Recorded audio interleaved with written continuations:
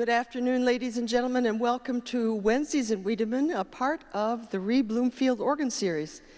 Welcome to our live audience in person. Thank you for being here, and to the audience watching the live stream and who will be watching the recorded live stream later on. It's been a rough 21-22 season for Wednesdays in Wiedemann, beginning with my hand injury in October, canceling 2 performances, then a snow day, canceling another performance with my guest artist on February 2nd. We have 2 Wednesdays in Wiedemanns left, today and the one on April 6th.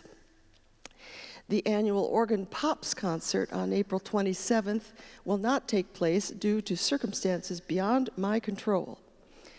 The next and final Bloomfield Series guest artist will be on April 19th, as you will find in the publicity, Christopher Houlihan. You are invited to take one of these cards with you, if there are any left up there, as a souvenir of this rough season. We start planning the beginning of a season in June and July, and our publicity card, is printed at the end of August, so that's why it's important for us to keep our dates and consistent when we can.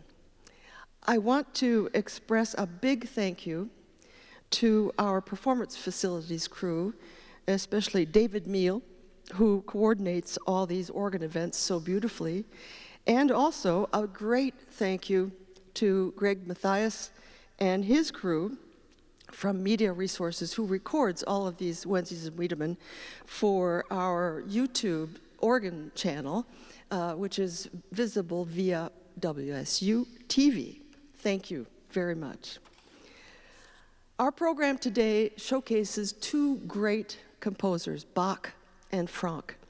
This is the 200th anniversary of the birth of César Franck, 1822-2022. Bach's Prelude and Fugue in C major was written in 1744, just 16 years before Bach's death. It's viewed as the last great Prelude and Fugue he wrote during his lifetime. And with its dense counterpoint, the recurring thematic allusions, the quality of the thematic material, all of it points to Bach's extreme maturity. No one equaled him or has equaled him since. This joyful prelude in C major is often referred to as a Christmas prelude, with its ascending and descending motives and the allusion to the Holy Trinity. The piece is in 9/8 rhythm. That's 9 beats per measure, played in 3 big beats. That means 3 beats, 3 little beats for each of the 3 big beats, 3 notes to each beat. What does that 3 remind you of? It reminds you of the Holy Trinity that Bach was so fond of, Father, Son, and Holy Spirit, that he wrote and included in his music so often. This initial ascending motive, like a scale in C major, in this ternary rhythm, relates to the joy of Christ and is taken from 2 of Bach's cantatas. Ascending, going up to heaven, and what goes up must come down. So we have, sure enough, when the pedal comes in the bass, it's a descending pattern with the evident allusion to the Christmas chorale of Vom Himmel hoch, da komm ich her, which is from heaven above to earth I come. So going up to heaven with the ascending motive, coming down from heaven, or Christ, in the descending pedal motive. The 5-voice fugue, which follows, shows Bach's prodigious architecture in counterpoint within such a rich polyphony. This fugue subject is short. It only has 8 notes. 8 notes, and it provides all the musical material for the entire piece. That means this fugue subject, the counter subject, the response, the mirrored subject, and the augmented subject in the bass when the pedal does come in. It's first played, there's 3 pages, played in the manuals in the hands of 4 voices. And at last, and you won't be able to miss it, the pedal comes in with the glorious entry of the 5th voice, like this 5th trumpet, in the bass, in the pedal, in augmentation. That means slower than the fugue subject that you've heard previously.